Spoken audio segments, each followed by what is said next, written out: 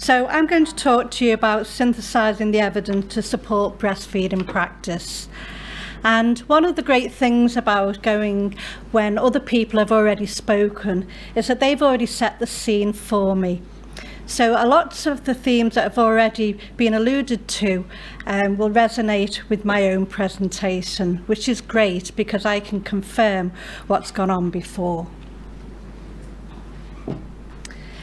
So first of all, I just want to ask, do we actually need any evidence related to breastfeeding? And I don't need to tell this audience of the benefits of breastfeeding.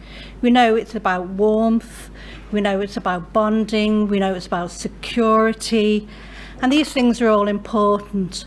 So if we have something like that, that's so great, why do we need the evidence?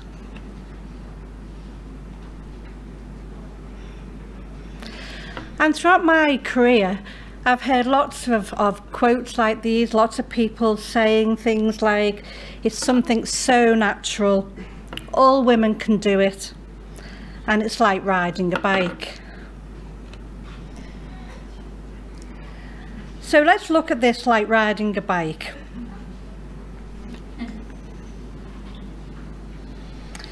Think about when you learnt to ride a bike, what it was like. Once you've got the bike, it's free, it doesn't cost you any fuel or anything. It's good for you. And once you get going, it's a real pleasure, isn't it? But then imagine that you hadn't seen anybody ride a bike before. Imagine somebody just turned up with a bike and said, off you go. How would you feel then? Would this make it more difficult?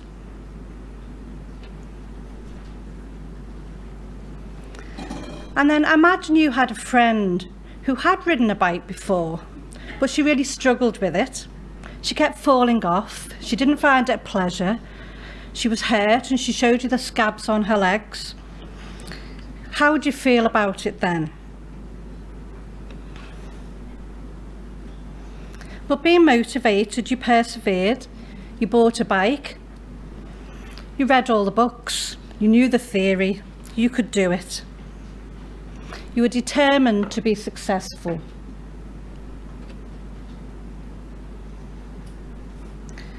But what's missing here? What would make you succeed?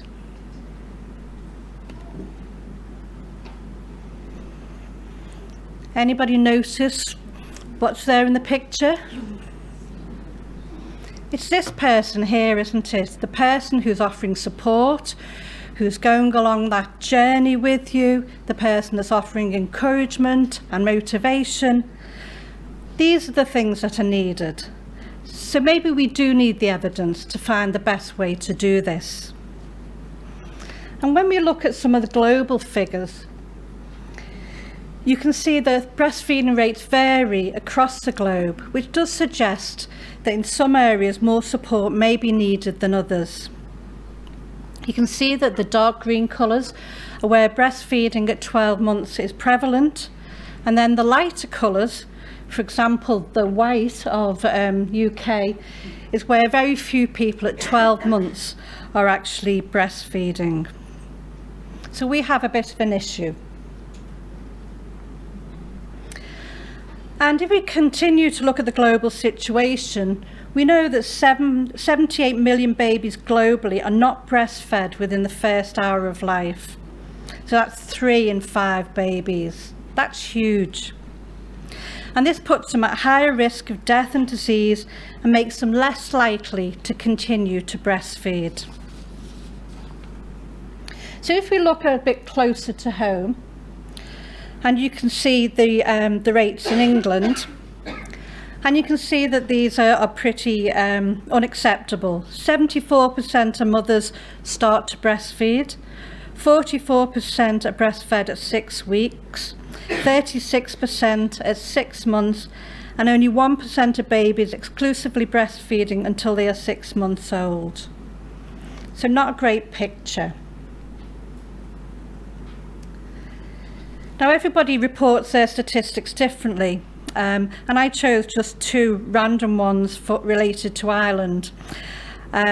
So this isn't Northern Ireland, this is Ireland. And 60% of babies are breastfeeding on discharge, according to the Perinatal Statistic Report 2016, and 49.5% exclusively feeding.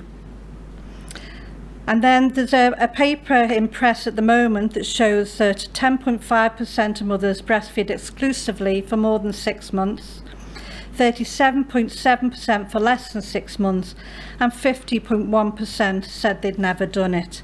So again, not great.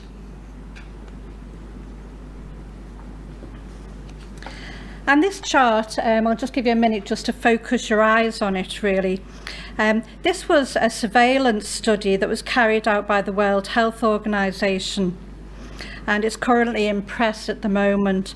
And what they did was they did a surveillance of 22 different European countries. UK isn't in this, but Ireland is, which you can see here. And the red bar shows never breastfed. So you can see across the 22 countries that Ireland was actually the worst. And then if you see these yellow bars here, this shows the exclusive breastfeeding at 6 months. And again, you can see that Ireland here is quite poor. But there are problems across the globe, and it's not unique to high-income settings. Last week I was here, stood outside Matundu Community Hospital, where we're doing a large study related to respectful maternal and newborn care. And you can see with their self-made board that they're really trying to promote breastfeeding. But even here in Malawi, breastfeeding rates are falling.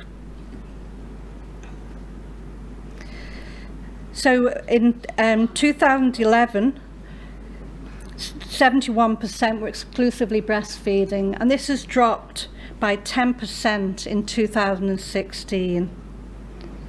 So we need to do something in order to make sure that the low-income countries do not follow in our patterns. So why are rates so bad? If everyone that wanted to breastfeed succeeded, then perhaps we wouldn't need scientific evidence, but we know that they don't. So we do need to look to the evidence to see what is it that we can do about it. And I'm sure that you're all familiar with the Cochrane Library. The Cochrane Library, in case you don't know, is a repository of systematic reviews. And it collects trial data and synthesizes that data in order to give more powerful results. And it looks at trials that have looked at specific interventions. So this is going into the Cochrane Library and looking at breastfeeding studies. And there's actually 113 Cochrane reviews. Okay, and within those reviews, there's over 4,600 trials. So there's been a huge investment into trials of interventions to try and improve breastfeeding. So that's taken an awful lot of time and an awful lot of money, yet still we don't improve our breastfeeding rates. In addition to the trials, there is lots of other types of data as well. We have the systematic reviews of RCTs, but we also have metasynthesis of qualitative data. We have the primary research, and we have implementation research. But actually we have less implementation research than perhaps we should have, because often we find out that something may work and then we just expect it to happen. And in reality, that is not the case. We need to get much more savvy in midwifery about carrying out implementation research to find out what is the best way to make that change when we've identified that an intervention will work. But just looking at PubMed and looking outside of the Cochrane, you can see that there are 54,651 studies in that one database related to breastfeeding. huge.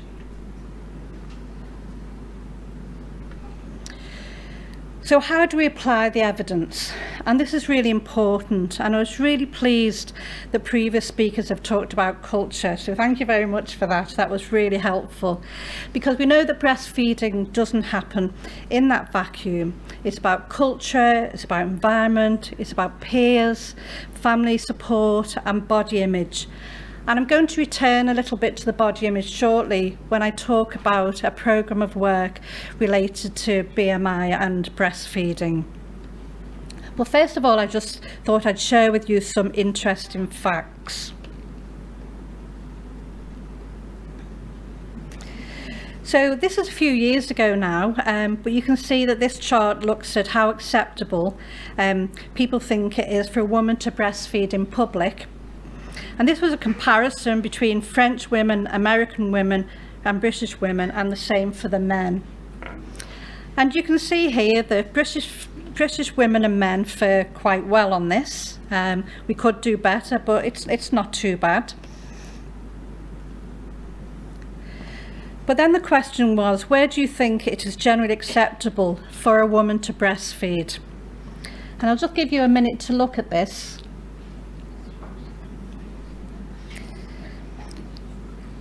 And I'm not sure what you take from this chart, but the one thing that I take from this chart is that it seems to be that the closer to the public a woman is, the least acceptable it is for them to breastfeed.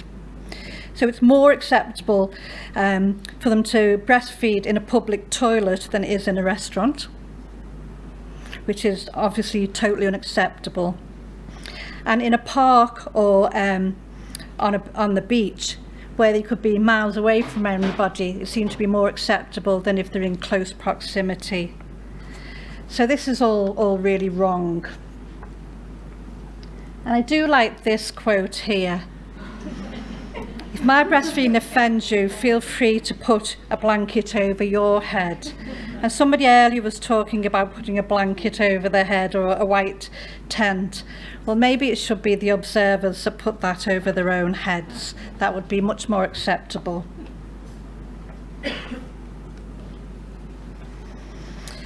But people are going to a lot of effort now to make changes, and that's really positive.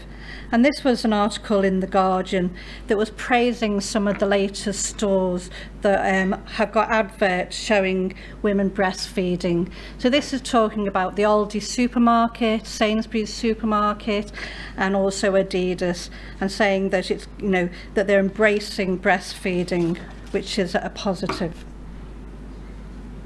I'm not going to show you the advert, but this was the Aldi advert, and what was so good about it was that the couple were chatting away about Aldi. It wasn't specifically about breastfeeding, but they were just incidentally breastfeeding, so normalising it. And there was lots of posts congratulating Aldi on the way that they did it, and I think the more we have of that, the better. So body image is really important, as I said previously. So what I'm going to do, I'm going to share with you some of the work that we've been doing recently related to BMI and breastfeeding. But I just want to first of all give credit to the team, and this is actually the work of one of my PhD students, Stephanie Lyons, and the other co-supervisors, Debbie Smith, Sinead Curry and Sarah Peters. So this is very much a psychology PhD with obviously midwifery expertise as well. And Steph has done her PhD by publication, so a lot of her work is already out there that you can follow up on if you want to. But I'm going to take you through the different stages of it to try and demonstrate to you that we can't just go in with an intervention and hope it works. There are lots of stages before you develop that intervention, and then you need to think carefully also about how you implement it. So just a little bit of background. Myself and Debbie Smith conducted a programme of work around obesity, pregnant women who had a body mass index of more than 30. And the breastfeeding work that we conducted has actually built on this work. And what we found, and others have found, was that women were less likely to initiate breastfeeding, they had a shorter duration of breastfeeding, and it did appear, although we weren't looking at statistical significance, that those groups that had social support were more likely to breastfeed. But importantly, it was also a period of change. So pregnancy was an opportunity where people would listen and would change their behaviours. So this was the premise of the work that we conducted. So we've conducted a programme of work. We had patient and public involvement and stakeholders right from the outset of the project, right from the design to the end, and they are still with us now. We conducted a systematic review. We did a meta-synthesis of qualitative research. We did secondary analysis of data that we'd previously collected. We did some qualitative inquiry and then developed an intervention. And in case you get disappointed at the end, I'll tell you now, the intervention is just being piloted, so we don't yet know whether it works. Okay, so just managing your expectations there. So in terms of our PPI and stakeholders, what we aim to do is to explore what research is needed to help women with a BMI over 30 breastfeed. So this was our very starting point. Got everybody together to find out, what does matter to women, what matters to the key stakeholders. And things arose, like BMI closely closes avenues in pregnancy, it shuts doors for women. So medicalised, and women really wanted to take control. And also they talked about the physical barriers like clothing, breast size and pregnancy complications that all hindered their breastfeeding. And it really gave us invaluable insight to enhance the research, to formulate our research questions, and also to design the optimum study. So then we went on to conduct a systematic review. And in all good systematic reviews, you need a focus question. And our question was, which psychological factors are associated with breastfeeding behaviours in women with a BMI of more than 30? We identified over 7,000 studies, and based on our criteria, we included 20.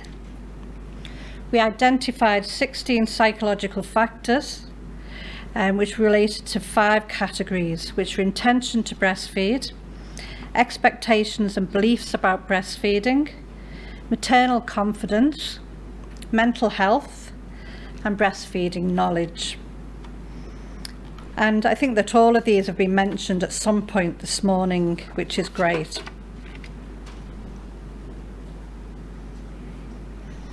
I'm not going to go through the whole systematic review because time doesn't permit, and at some point you do want to go for lunch. But just to tell you the implications of the systematic review, we found that without a doubt psychological factors are associated with breastfeeding behaviours, and we came up with some recommendations about what health professionals can do in terms of encouraging women to plan to breastfeed, promoting women's ability to breastfeed, and signposting to breastfeeding support groups. However, we felt that our review was inconclusive in terms of developing an intervention. There wasn't enough there to say we could go from systematic review to intervention, so we needed to do more work.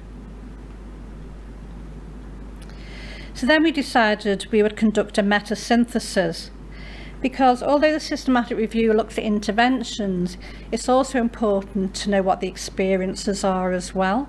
So we wanted both perspectives to be included in our intervention development. So our aim was to combine relevant qualitative findings to understand the perceptions and experiences of women with a BMI of more than 30 who breastfeed. And based on our criteria, we included 5 studies, and we had one overarching theme, which was that weight amplifies breastfeeding difficulties. So even though women have difficulties breastfeeding of a normal weight, it's amplified if women have more than 30 BMI. We also identified 3 sub-themes. And here on this chart you can see the sub-themes. And this paper is actually published in Maternal and Child Nutrition if anybody wants further details. First sub-theme was psychological reactions to medical intervention, perception of body's ability to breastfeed, and additional need for support. And I'll just give you some examples of some of these.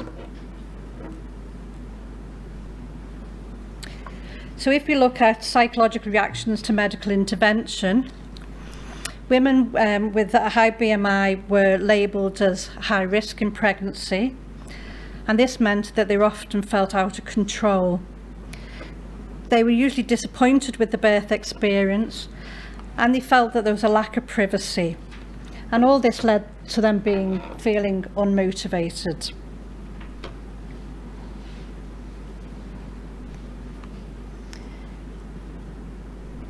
So just a couple of quotes here to illustrate.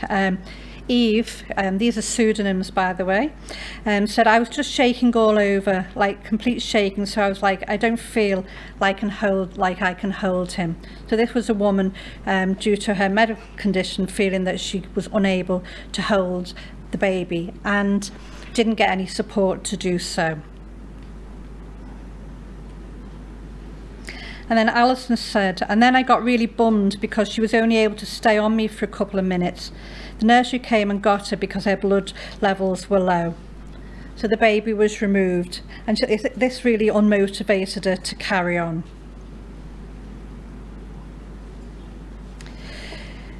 So if we look at the next sub-theme, perceptions of body's ability to breastfeed, and this was about difficulty latching and positioning and difficulty finding clothing. And this created a lack of belief in the body's ability to breastfeed. They felt they were unable to plan, and they lost that belief in the breast milk quality. So all the time these things are making them feel unmotivated.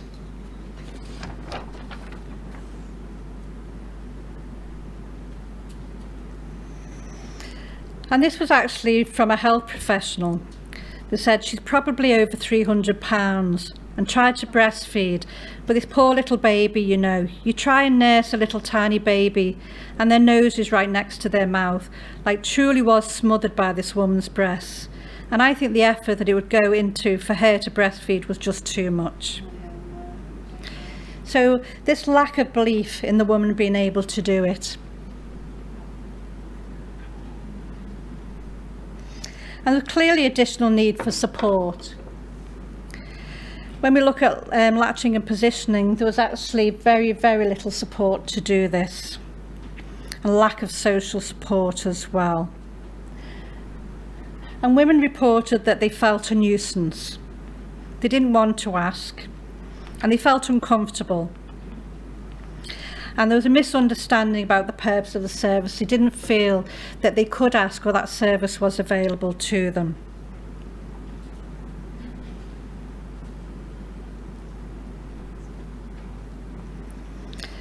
And this was a lactation consultant who said larger women don't even want to expose any part of their body, let alone their breast. You can be as private or as discreet when you have larger breasts, larger body. So it seemed to reinforce what the women believed. A lot of the health professionals also didn't believe that the women were capable of breastfeeding because of their weight. So from this meta-synthesis, what we gathered was that women's weight amplified their breastfeeding difficulties.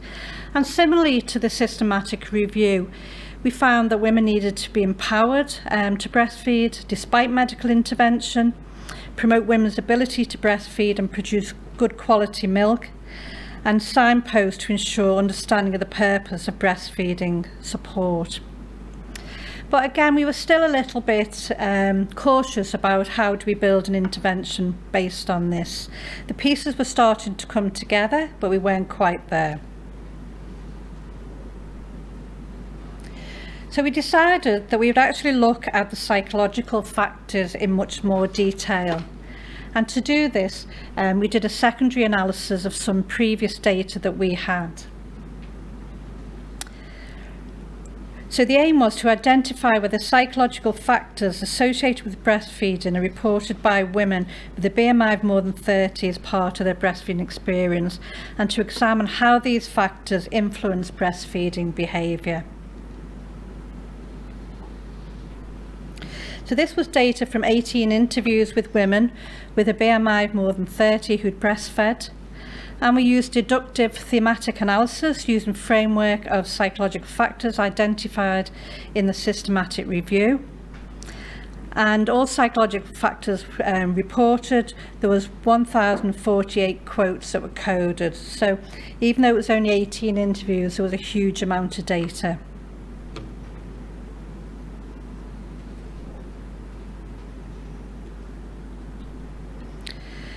So I'll just take you through some of the themes that were identified. The first one being intention to breastfeed. All women intended to breastfeed, but different plans for duration. Intention motivated successful initiation. So if people really wanted to do it, they were more likely to initiate. If women were not unsure of whether they wanted to, then often what happens is then they don't. Planning short durations increase their confidence in their ability. So when women said that they wanted to breastfeed, and say for 12 months, they were less likely to do it than if they had short-term goals. Maternal confidence. Confidence in their ability was extremely important, and this grew once they received support and encouragement from other breastfeeding women. So peer support was really important. And they also needed confidence to breastfeed publicly. So this seems to be a recurrent theme that's been coming up all day.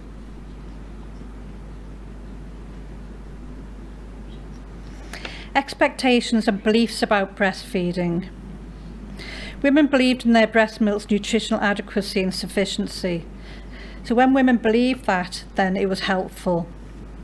Others' approval of breastfeeding was important, and women had positive beliefs about breastfeeding, expected breastfeeding to assist weight loss, because that was also a motivator. But these expectations really needed to be realistic to avoid negative impact.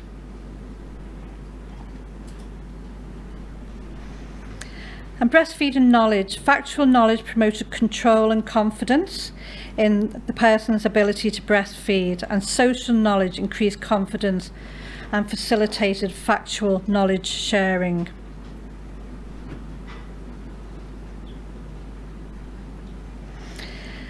And psychological well-being was a final theme in the secondary analysis. And what we found here was that poor body image leads to low confidence in the body's ability to breastfeed and breastfeed in public. Women feeling down, anxious or stressed gain factual knowledge and social support to help them to continue breastfeeding. So even those that were feeling down, feeling anxious, if they got the right support at the right time, then they were more likely to succeed. This photograph is actually of one of the PPI women who helped with this study. So then if we look at the interview study and see what we learned from the experience of women. So the participants were women with a BMI of more than 30. They had breastfed or were breastfeeding, aged between 18 and 45. We did online recruitment by email and social media groups, conducted telephone interviews, which were semi-structured interviews, and these were PPI informed, audio recorded and transcribed. And we used inductive thematic analysis, and you can see that this paper is published. So what we found was personal control over breastfeeding behaviour was one of the themes, with 2 sub-themes: seeking support to overcome a medicalised experience and seeking information to overcome social and practical barriers. And as Freya said, I found it a lot harder because I had bigger breasts. And even just the fact that because I've got a little bit of weight around my middle means that being able to get him like closer into me when I'm breastfeeding has been harder.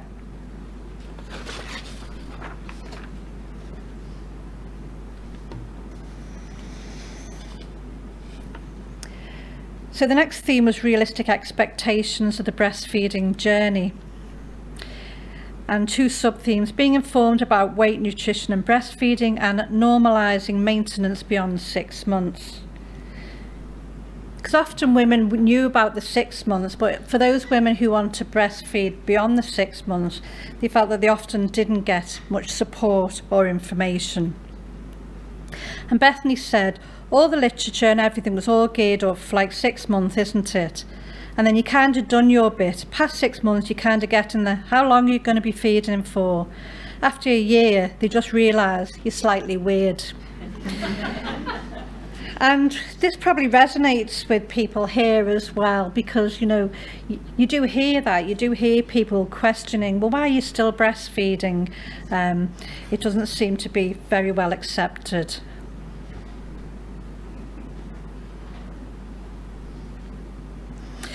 So what we gained from the qualitative work was that obviously it's important that we do encourage women with a BMI of more than 30 to breastfeed. And these studies explain why these women are breastfeeding less and perhaps what we can do to help. But I think the psychological factors really influence the breastfeeding behaviours, and I don't think we've paid enough attention to these. What health professionals can do is encourage women during pregnancy to plan to breastfeed for initially short durations, but to review and extend in line with WHO recommendations rather than always starting off at that target. Promote benefits of breastfeeding only when accompanied by realistic expectations. Inform and support women to lose weight safely whilst they're breastfeeding, and this is always a tricky one in terms of weight loss. It's always very sensitive, and often health professionals don't want to initiate that kind of discussion. But as I said previously, from our previous research, it is a really good time in pregnancy and the postnatal period when women are prepared to listen and are prepared to make behaviour changes. Discuss the benefits of attending breastfeeding support groups and help women regain control over their own decisions.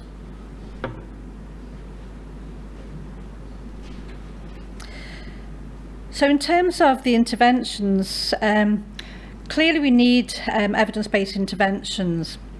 Now the interventions that we looked at within our systematic review, 3/4 of the previous interventions that were trialled were unsuccessful. So it's what we call negative trials, so they made no difference. But a lot of the studies were really limited methodologically. They were not theoretically informed, and none of the interventions were psychological interventions. So this is clearly a gap in the evidence.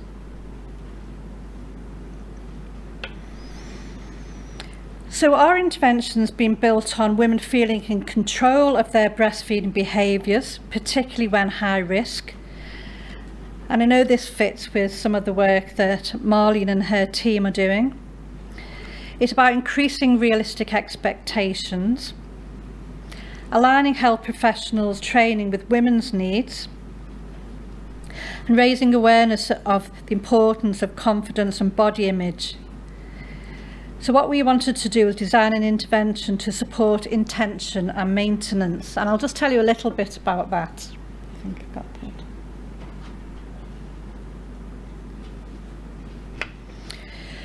So within our intervention, it's about peer support, it's about self-reflection, it's about engagement in various activities, and one aspect of that is this workbook, Your Breastfeeding Journey. I don't expect you to read all the writing on here, by the way. And if people do want to know more, there is a Facebook page as well. But I'll tell you a little bit more about this. So this has been built on a theory. I'm not a psychologist, but the rest of the team are. But the workbook was based upon the integrated change model. And this model states that the primary determinant of a person's behaviour is their intention to perform that behaviour, but that this can be influenced by ability factors and barriers that get in the way of a person performing that behaviour. So that means if someone intends to perform a behaviour, i.e. breastfeed, if their ability factors are high, so if they have the ability to breastfeed, and the barriers are low, so there aren't any obstacles in their way, they're more likely to perform that behaviour. So it makes sense, doesn't it? So you're looking at ability versus barriers and trying to weigh that up. You want to increase the ability and reduce the barriers. That's what it's saying in a nutshell.